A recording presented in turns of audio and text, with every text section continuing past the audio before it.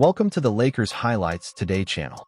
Before we get to the news, please leave a like on the video, subscribe to the channel, and turn on notifications.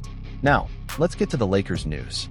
Hey Lakers fans, get ready because today we have information that will shake the heart of every purple and gold supporter. The Lakers find themselves in a situation that many would call luxurious, but one that brings its own challenges. Since LeBron James arrived in 2018, the team has gained a winning identity. Now, with the acquisition of Luka Doncic a few months ago and the stellar rise of Austin Reaves, we have three all-star level players that any franchise in the league would dream of having on its roster. But pay attention to this important detail. This new trio still hasn't had the chance to show their power on the court together. LeBron has been sidelined since the playoff loss in April due to a persistent sciatica. While JJ Redick and Rob Pelinka anxiously await his return, the clock keeps ticking. And here comes the news that shakes the foundations of the Staples Center. With James approaching free agency next summer, analysts are beginning to make noise that no one would have imagined a few years ago.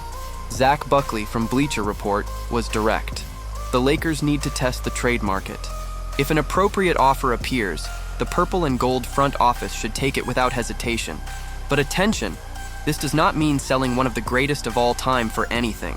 The idea is to avoid losing him in the offseason without getting anything in return. Let's recall the recent context. In the last offseason, LeBron exercised his player option worth $6 million. Since then, statements from his agent Rich Paul to journalist Shams Charania have fueled endless speculation about the star's future. The uncertainty itself has become news. No one knows for sure if he wants to return, if he intends to continue, if this will really be his last season wearing the Lakers jersey. But now comes the part that truly changes everything. The balance of power within the organization has shifted. With Doncic wearing purple and gold, the Lakers are no longer in the position of having to bend over backwards to please the king. The baton has been passed. Luka has taken the throne. And this means the front office can finally make decisions thinking about the future of the franchise without being hostage to the will of a single star, no matter how great he is. Buckley made it clear. Of course, the Lakers would prefer that LeBron not take his talent elsewhere, but they are no longer tied to that decision. It is now up to James to find his place in Los Angeles. The organization no longer needs to feel obligated to adapt every plan to what is best for him. And when he finally recovers from this damn sciatica and begins his 23rd season breaking records, that uncomfortable question will still linger in the air. How much fuel is left in the tank of this 40-year-old icon? Buckley did not mince words. There is no guarantee that he will play after this season. The Lakers need to remember that and act accordingly. James may still be an important piece of the puzzle, but he is no longer the most important player they have. And while the saga surrounding LeBron's future unfolds behind the scenes, two guys are literally carrying this team on their backs. Austin Reaves and Luka Doncic are putting on a private show at the start of this season. Reaves has played all 7 games so far. His averages are frightening. 31, 1 points, 5, 1 rebounds, and 9, 3 assists per game. He nearly posted a 50-point triple-double and still hit that impossible buzzer beater against the Timberwolves that made crypto. Com Arena explode. For the first time in his career, Reaves is leading a team for an extended stretch. And look at how he embraced that responsibility. Redick summed it up after that game winner. This guy shows up in decisive moments. He has done it many times in his career. The Reaves-volution has arrived in Los Angeles.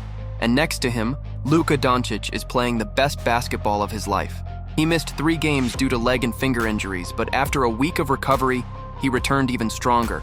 In 4 games, his averages are unreal. 41, 3 points, 11, 5 rebounds, and 8. 3 assists, with an incredible 5% shooting percentage. After signing his contract and losing weight, Luka finally looks comfortable as the absolute leader of the Lakers. Yes, Redick has received important contributions from DeAndre Ayton, Rui Hachimura, Jake LaRavia, and Marcus Smart. But let's be honest, throughout these 7 games, what we are watching is the Doncic and Reaves show. And it will likely remain that way until LeBron finally returns to the court. The Lakers are in a historic transition. The future is knocking at the door while the glorious past still breathes, even if with difficulty. And we, the fans, are here to witness every second of this transformation. And look at the magnitude of what we are talking about. The departure of LeBron James would be the definitive closing of an era that brought the 2020 championship and defined the Lakers over the past 7 years. With his departure, the franchise would finally have full freedom to build something new around Luka Doncic. No more pressure to win now, no more mortgaging the future for one more year of contention. The Lakers could breathe, plan long-term, develop young players without constant urgency. Austin Reaves would gain even more space to grow as the second star alongside Luka. Without LeBron's giant shadow, he would fully assume the protagonism he has already been showing. The ball would be in his hands in decisive moments without any hierarchy that must be respected. From a financial standpoint, they would free up more than $50 million in cap space. This means flexibility to pursue complementary pieces that make sense with Doncic's timeline. Rob Pelinka would have room for aggressive moves in the market without needing to sacrifice all the franchise's assets. But LeBron's departure would also bring challenges. They would lose one of the greatest leaders to ever wear any basketball uniform. That locker room presence, that playoff experience, that ability to elevate everyone's game would simply disappear. The pressure on Doncic would increase significantly, and he would have to carry alone the responsibility of leading one of the most demanding franchises in sports. But maybe that is exactly what the organization needs. A clean restart, a new identity, the chance to build something sustainable. LeBron will always be a Lakers legend, but it is time to think beyond a single player. And with Doncic and Reaves performing at this level, the future can be just as bright as the past. And now let's talk about what day-to-day life in this franchise would really look like without number 23. The first change would be in the style of play. The Lakers would shift from an offense that depended on veteran reads to a more dynamic system. More pick and roll, more constant movement, less of that half-court basketball that LeBron dominated for 2 decades. Doncic likes to control the pace, but in a completely different way. The locker room would have a new identity. There would no longer be that paternal figure everyone respects unconditionally. Luka would have to become that leader in his own way. More relaxed, closer to the new generation.